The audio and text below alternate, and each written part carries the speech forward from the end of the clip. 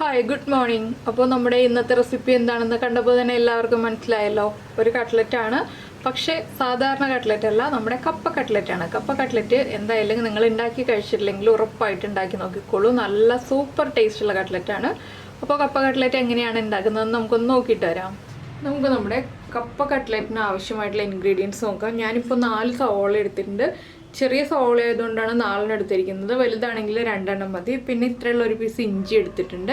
ഇഞ്ചി അത്യാവശ്യം കൂടുതൽ വേണം ഈ ഒരു കട്ട്ലറ്റിൽ. പിന്നെ പച്ചമുളക് ആണെങ്കിൽ ഒരു 6 പച്ചമുളക് എടുക്കാം. നല്ല എരിവുള്ള കട്ട്ലറ്റ് വേണമെന്നുണ്ടെങ്കിൽ, ഇല്ലെങ്കിൽ 4 പച്ചമുളക് എടുക്കാം. ഞാനിപ്പോൾ കാന്താരി മുളകാണ് എടുത്തിട്ടുള്ളത്.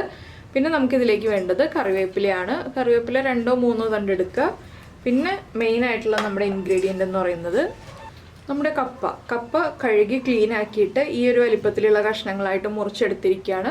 ഇത് നമുക്ക് കുക്കറിൽ ഉപ്പ് ചേർത്ത് വേവിച്ചെടുക്കണം. അപ്പോൾ ഞാൻ ആദ്യം കപ്പ വേവിച്ചെടുക്കട്ടെ. അതിനുശേഷം നമ്മുടെ സവോളയൊക്കെ കട്ട് ചെയ്ത് കഴിഞ്ഞിട്ട് നമുക്ക് കട്ട്ലറ്റ് ആക്കിയെടുക്കാം. അപ്പോൾ ഇതിലേക്ക് വെളുത്തുള്ളി ചേർക്കില്ല കേട്ടോ. നിങ്ങൾക്ക് താല്പര്യമുണ്ടെങ്കിൽ വെളുത്തുള്ളി ചേർക്കാം. നമ്മൾ മിക്കവാറും വെജിറ്റബിൾ കട്ട്ലറ്റിലൊന്നും വെളുത്തുള്ളി ചേർക്കാറില്ല, അതുകൊണ്ടാണ് വെളുത്തുള്ളി ചേർക്കാത്തത്. അപ്പോൾ താല്പര്യമുള്ള ആളുകൾക്ക് കപ്പ ആയതുകൊണ്ട് 2-3 അല്ലി വെളുത്തുള്ളി, ഇഞ്ചി ചെറുതായിട്ട് ചോപ്പ് ചെയ്യുന്ന പോലെ തന്നെ ചോപ്പ് ചെയ്തിട്ട് ചേർക്കാം. അപ്പോൾ ഞാൻ ആദ്യം കപ്പ കുക്ക് ചെയ്യാൻ വയ്ക്കട്ടെ. കപ്പ ഉപ്പ് മാത്രം ചേർത്താണ് കുക്ക് ചെയ്യാൻ പോകുന്നത്. അപ്പോൾ നമ്മുടെ കപ്പ നന്നായിട്ട് വേവിച്ച് വെള്ളം മാറ്റിയെടുത്തിട്ടുണ്ട്. അപ്പോൾ ഇനി നമുക്കത് ചൂടോടുകൂടി തന്നെ ഒന്ന് ഉടച്ചെടുക്കാം. നന്നായിട്ട് വേവുന്ന കപ്പയാണെങ്കിൽ വേഗം തന്നെ ഉടഞ്ഞു കിട്ടും കേട്ടോ. ഒരുപാട് അങ്ങോട്ട് ഉടഞ്ഞു പോകണ്ട, എങ്കിലും ചെറുതായിട്ടൊന്ന് ഉടച്ചെടുക്കുക. ചൂടോടെ ഉടച്ചെടുക്കുകയാണെങ്കിലാണ് ഏറ്റവും എളുപ്പം കപ്പ ഉടയ്ക്കാനായിട്ട്. കണ്ടോ, വേഗം തന്നെ ഉടഞ്ഞു വരുന്നുണ്ട്.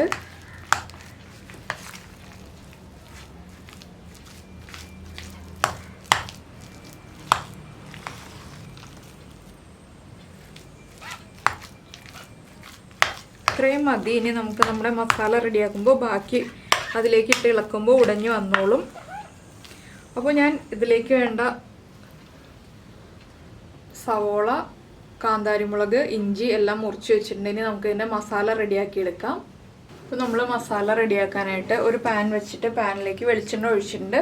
ഇതിലേക്ക് നമ്മൾ മുറിച്ച് വെച്ചിരിക്കുന്ന ഇഞ്ചി, പച്ചമുളക് അല്ലെങ്കിൽ കാന്താരിമുളക്, സവോള ഇത്രയും ഇട്ട് കൊടുക്കാം.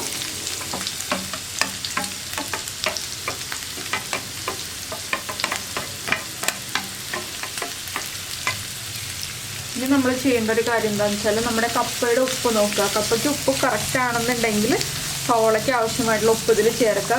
കപ്പയ്ക്ക് ഉപ്പ് കൂടുതലാണെന്നുണ്ടെങ്കിൽ സവോളയിൽ ഉപ്പ് ചേർക്കാൻ പറ്റില്ല. അപ്പോൾ ഞാൻ കുറച്ച് ഉപ്പ് ചേർക്കുന്നുണ്ട്, സവോളയ്ക്ക് ആവശ്യമായത് മാത്രം. അധികം വേണ്ട, കുറച്ച് മതി. ഇനി നമ്മുടെ സവോള ഒന്ന് കുക്കായി വരട്ടെ. ഒരുപാട് അങ്ങോട്ട് ഓവർ കുക്കായി ബ്രൗൺ കളറായി പോകേണ്ട ആവശ്യമൊന്നുമില്ല. നമുക്കൊന്ന് ട്രാൻസ്പെറൻ്റ് ആയി വരുമ്പോൾ തന്നെ ഇതിലേക്ക് ബാക്കിയുള്ള മസാലകളൊക്കെ ആഡ് ചെയ്യാം. ഇനി നമുക്കിതിലേക്ക് കറിവേപ്പില ചേർക്കാം. കപ്പ കട്ട്ലറ്റ് ആയതുകൊണ്ടാണ് ഞാൻ കറിവേപ്പില ചേർക്കുന്നത്. നിങ്ങൾക്ക് മല്ലിയില താല്പര്യമുണ്ടെങ്കിൽ മല്ലിയില ചേർക്കാം. കറിവേപ്പില ആകുമ്പോൾ ഒരു നാടൻ ടേസ്റ്റ് വരുള്ളൂ, അതുകൊണ്ടാണ് കറിവേപ്പില ചേർക്കുന്നത്. പിന്നെ ബ്രെഡ് ക്രംസ് ഒക്കെ റെഡിയാക്കി വയ്ക്കുക. ഞാനിത് മുട്ടയിലല്ല ഡിപ്പ് ചെയ്തിട്ട് ഫ്രൈ ചെയ്യുന്നത്, നമ്മുടെ മൈദയുടെ പേസ്റ്റിലാണ്.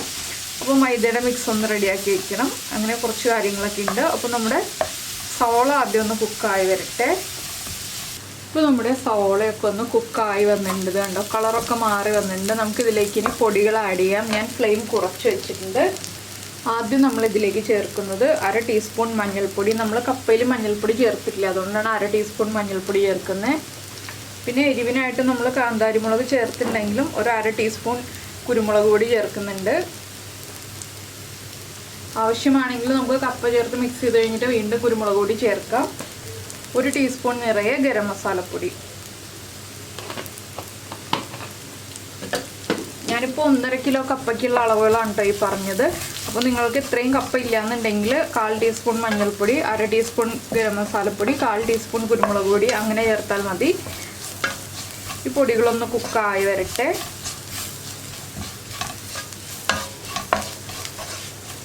ഒരു മിനിറ്റ് ഒന്ന് ഇളക്കി കൊടുത്തിട്ടുണ്ടെങ്കിൽ പൊടികൾ കുക്കായി വരും. പിന്നെ കട്ട്ലറ്റ് ഉണ്ടാക്കുമ്പോൾ എപ്പോഴും പറയാറുണ്ട്, അധികം എണ്ണ പാടില്ല. അധികം എണ്ണ ഉണ്ടെങ്കിൽ നമ്മുടെ കട്ട്ലറ്റ് കറക്റ്റ് ഷേപ്പാക്കി വരുമ്പോൾ കയ്യിൽ നിറയെ എണ്ണയാവും. അതുപോലെ തന്നെ കട്ട്ലറ്റിൻ്റെ ഷേപ്പും കറക്റ്റായി വരില്ല എണ്ണ കൂടുതലാണെങ്കിൽ. എണ്ണ കുറവേ പാടുള്ളൂ. ഇപ്പോൾ ഇതുണ്ട്, നമ്മുടെ പൊടികളൊക്കെ ചേർത്ത് കഴിഞ്ഞപ്പോൾ എണ്ണ കറക്റ്റാണ്. ഇനി ഇതിലേക്ക് നമുക്ക് വേവിച്ച് ഉടച്ചു വെച്ചിരിക്കുന്ന നമ്മുടെ കപ്പ ചേർക്കാം. കപ്പ ഞാൻ കുറച്ചായിട്ടാണ് ചേർക്കുന്നത്.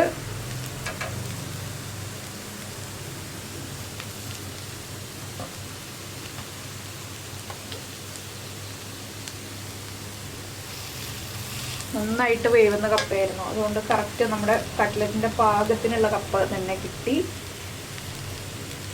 ഇത് കപ്പ പുഴുക്കുണ്ടാക്കാനും നല്ല കപ്പയാണ് കേട്ടോ. ഇനി നമുക്കിതൊന്ന് മിക്സ് ചെയ്ത് കൊടുക്കാം. ഞാൻ ലോ ഫ്ലെയിമിൽ വെച്ചിട്ട് തന്നെയാണ് ഈ മിക്സ് ചെയ്യുന്നത്.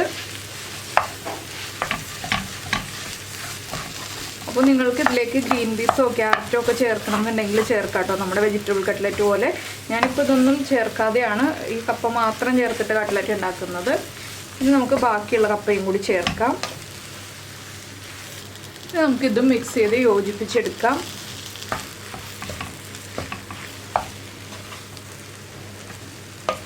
പിന്നെ നിങ്ങൾക്ക് മുളക് പൊടി ചേർക്കണം എന്നുണ്ടെങ്കിൽ കുരുമുളക് പൊടി ഒഴിവാക്കിയിട്ട് മുളക് പൊടി ചേർക്കാം. പക്ഷേ കുരുമുളക് പൊടിയാണ് നമ്മുടെ കട്ട്ലറ്റിൻ്റെ ടേസ്റ്റ് കൂട്ടുന്നത്, അതുകൊണ്ടാണ് ഞാൻ മുളക് പൊടി ചേർക്കാതെ കുരുമുളക് പൊടി ചേർത്തത്.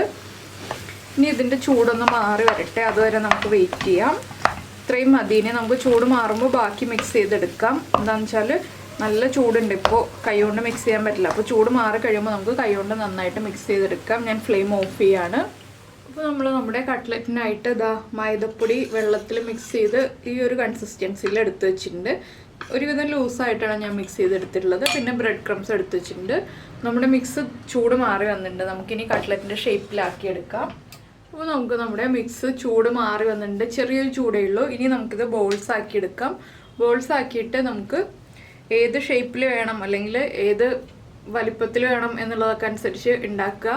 ഞാനിപ്പോൾ റൗണ്ട് ഷേപ്പിലാണ് ഉണ്ടാക്കുന്നത്. അപ്പോൾ ഞാനിപ്പോൾ ഇങ്ങനെ ഇതുപോലെ ബോളാക്കിയിട്ട് ബോളൊന്ന് പരത്തിയെടുക്കും. ഇത്രയുള്ളൊരു ബോളാക്കി എടുത്തിട്ടുണ്ട്. ഇനി നമ്മുടെ കൈയുടെ ഉൾഭാഗത്ത് വെച്ചിട്ട് ഒന്ന് പ്രസ് ചെയ്ത് കൊടുക്കുക. അപ്പോൾ കറക്റ്റായിട്ട് കട്ട്ലറ്റിൻ്റെ ഷേപ്പിൽ റൗണ്ടിൽ പരന്ന് വരും. കപ്പ നന്നായിട്ട് കുക്കാവുന്നതല്ലെങ്കിൽ നമുക്ക് ഇതുപോലെ ചെയ്യാൻ പറ്റില്ല കേട്ടോ. കപ്പ നന്നായിട്ട് കുക്കാവുന്നതായിരിക്കണം നമ്മൾ വാങ്ങിക്കുന്നത്, അതെപ്പോഴും ശ്രദ്ധിക്കുക. ഇനി നമുക്ക് ഈ ഒരു കട്ട്ലറ്റിനെ നമ്മുടെ മൈദമാവിലൊന്ന് ഡിപ്പ് ചെയ്തതിന് ശേഷം ബ്രെഡ് ക്രംസിലൊന്ന് കോട്ട് ചെയ്തെടുക്കാം.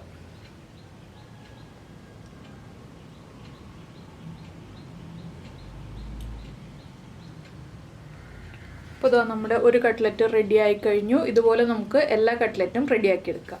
അപ്പോൾ നമ്മുടെ കട്ട്ലറ്റ് എല്ലാം ഇതാ 2 പ്രാവശ്യം കോട്ട് ചെയ്തെടുത്തിട്ടുണ്ട്. കട്ട്ലറ്റ് കോട്ട് ചെയ്തെടുക്കുമ്പോൾ 2 പ്രാവശ്യം കോട്ട് ചെയ്തെടുക്കുമ്പോഴാണ് കേട്ടോ ടേസ്റ്റ്. അപ്പോൾ ഇനി നമുക്ക് കട്ട്ലറ്റ് ഫ്രൈ ചെയ്തെടുക്കാം. അപ്പോൾ നമ്മുടെ എണ്ണ നന്നായിട്ട് ചൂടായിട്ടുണ്ട്. നമുക്ക് നമ്മൾ കോട്ട് ചെയ്ത് വെച്ചിരിക്കുന്ന കട്ട്ലറ്റുകൾ ഓരോന്നായിട്ട് എണ്ണയിലേക്ക് ഇട്ട് കൊടുക്കുക. ഞാനിപ്പോൾ കുറച്ച് എണ്ണ വെച്ചിരിക്കുന്നത് കൊണ്ട് 2 കട്ട്ലറ്റാണ് ഒരു സമയത്ത് ഇട്ട് കൊടുക്കുന്നത്.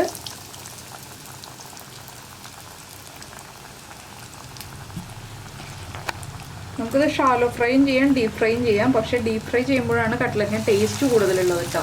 അപ്പോൾ ഞാൻ 2 കട്ട്ലറ്റ് വീതം പൊരിച്ചെടുക്കാൻ പോവുകയാണ്. സാധാരണ നമ്മളെല്ലാ കട്ട്ലറ്റും ചെയ്യുന്ന പോലെ തന്നെ ഒരു സൈഡ് ഫ്രൈ ആയി വരുമ്പോൾ അടുത്ത സൈഡിലേക്ക് തിരിച്ചിട്ട് കൊടുക്കുക. നമ്മുടെ കപ്പയൊക്കെ കുക്കായതുകൊണ്ട് ആ ബ്രെഡ് ക്രംസ് മാത്രമേ ഒന്ന് കുക്കാവാനുള്ളൂ. മൈദയുടെ കോട്ടിങ്ങും ബ്രെഡ് ക്രംസും കുക്കായിട്ടുണ്ടെങ്കിൽ നമ്മുടെ കട്ട്ലറ്റ് റെഡി ആവും. നമുക്കിത് അടുത്ത സൈഡിലേക്ക് തിരിച്ചിടാം.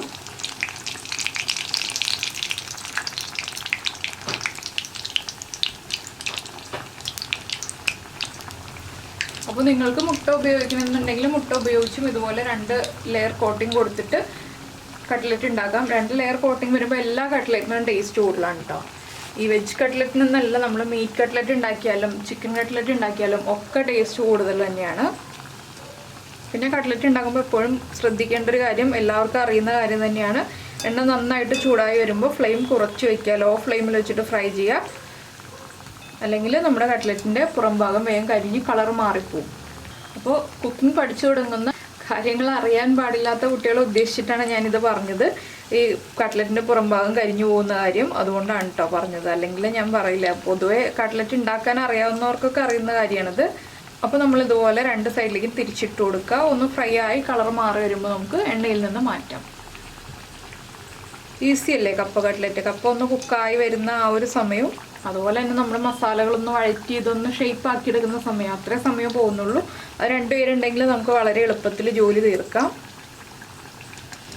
പിന്നെ കട്ട്ലറ്റിൻ്റെ കളർ നിങ്ങളുടെ ഇഷ്ടത്തിനനുസരിച്ച് കൂട്ടുകയോ കുറയ്ക്കുകയോ ചെയ്യാം കേട്ടോ. എന്താണെന്ന് വെച്ചാൽ ചില ആളുകൾക്ക് നല്ല ഡാർക്ക് ബ്രൗൺ ആയിട്ടുള്ള കട്ട്ലറ്റ് ആയിരിക്കും ഇഷ്ടം. ചില ആളുകൾക്ക് അധികം ഡാർക്ക് ആയിട്ടുള്ള കളറിൽ കട്ട്ലറ്റ് ഇഷ്ടമായിരിക്കില്ല. അതനുസരിച്ച് നമ്മൾ കുക്കിംഗ് ടൈം വ്യത്യാസം വരുത്താം.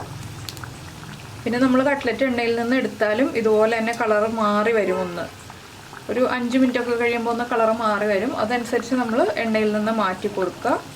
അപ്പോൾ നമ്മുടെ കട്ട്ലറ്റിൻ്റെ കളർ ഇതാ മാറി വന്നിട്ടുണ്ട്. നമുക്ക് എണ്ണയിൽ നിന്ന് മാറ്റാറായിക്കൊണ്ടിരിക്കുന്നു. ഇത് കണ്ടോ, ഞാൻ ഈ ഒരു കളറാകുമ്പോൾ തന്നെ എണ്ണയിൽ നിന്ന് മാറ്റാണ്. എന്താണെന്ന് വെച്ചാൽ ഇത് കുറച്ച് കഴിയുമ്പോൾ ഇനിയും ഒന്നുകൂടി ഒന്ന് കളർ മാറി വരും. അപ്പോൾ ഇത് നമുക്കൊരു കിച്ചൺ പേപ്പറിലേക്ക് മാറ്റി വയ്ക്കാം. ബാക്കിയുള്ള കട്ട്ലറ്റുകളും ഇതുപോലെ തന്നെ നമുക്ക് ഫ്രൈ ചെയ്തെടുക്കാം. അപ്പോൾ നമ്മുടെ കട്ട്ലറ്റ് എല്ലാം നമ്മളിതാ പൊരിച്ചുകൊണ്ടിരിക്കുകയാണ്. ആദ്യം ഫ്രൈ ചെയ്ത് കഴിഞ്ഞത് ഞാനിങ്ങനെ ഒരു പ്ലേറ്റിലേക്ക് എടുത്തു വെച്ചതാണ് ഫോട്ടോ എടുക്കാൻ വേണ്ടിയിട്ട്. അപ്പോൾ നിങ്ങളെന്തായാലും ഇതുപോലെ കപ്പ കട്ട്ലറ്റ് ഉണ്ടാക്കിയിട്ടില്ലെങ്കിൽ ഉണ്ടാക്കി കഴിച്ചു നോക്കൂ, നന്നായിട്ട് ഇഷ്ടപ്പെടും. നല്ല ടേസ്റ്റാണ് കട്ട്ലറ്റിന്. അപ്പോൾ 2 കോട്ടിങ് കൊടുക്കുകയാണെങ്കിൽ നല്ല ക്രിസ്പി ആയിട്ടുള്ള ഔട്ട് സൈഡും നല്ല സോഫ്റ്റ് ആയിട്ടുള്ള ഇൻസൈഡും ആയിരിക്കും കേട്ടോ. അപ്പോൾ എന്തായാലും നിങ്ങൾക്ക് ഈ വീഡിയോ ഇഷ്ടമായിട്ടുണ്ടെങ്കിൽ മറക്കാതെ ഒരു ലൈക്കും കൂടി തരാം നമ്മുടെ വീഡിയോയ്ക്ക്. അതുപോലെ തന്നെ കുക്കിംഗ് താല്പര്യമുള്ള നിങ്ങളുടെ ഫ്രണ്ട്സിനും ഫാമിലി മെമ്പേഴ്സിനും ഒക്കെ ഒന്ന് നമ്മുടെ വീഡിയോകൾ നിങ്ങൾക്ക് ഇഷ്ടമുള്ളത് ഷെയർ ചെയ്ത് കൊടുക്കുക. അതുപോലെ തന്നെ നമ്മുടെ ചാനൽ ആദ്യമായിട്ട് കാണുകയാണെങ്കിൽ നമ്മുടെ വീഡിയോ പ്രസൻറ്റ് ചെയ്യുന്ന രീതിയൊക്കെ ഇഷ്ടമായി എന്നുണ്ടെങ്കിൽ നമ്മുടെ ചാനലൊന്ന് സബ്സ്ക്രൈബ് ചെയ്യുക. സബ്സ്ക്രൈബ് ചെയ്യുന്നതിന് ഈ വീഡിയോയുടെ താഴെയുള്ള റെഡ് സബ്സ്ക്രൈബ് ബട്ടൺ ഒന്ന് ക്ലിക്ക് ചെയ്യുക. അതിൻ്റെ റൈറ്റ് സൈഡിലുള്ള ബെൽ ഐക്കണും ക്ലിക്ക് ചെയ്യുക. അപ്പോൾ ഓൾ എന്ന് പറഞ്ഞിട്ടൊരു ഓപ്ഷൻ വരും. ആ ഓളും കൂടി പ്രസ് ചെയ്തിട്ടുണ്ടെങ്കിൽ ഞാൻ എപ്പോഴും വീഡിയോ അപ്ലോഡ് ചെയ്യുമ്പോൾ നിങ്ങൾക്ക് നോട്ടിഫിക്കേഷൻ വരും. അപ്പോൾ നമുക്ക് നമ്മുടെ അടുത്ത റെസിപ്പിയുമായിട്ട് അടുത്ത ദിവസം വീണ്ടും കാണാം.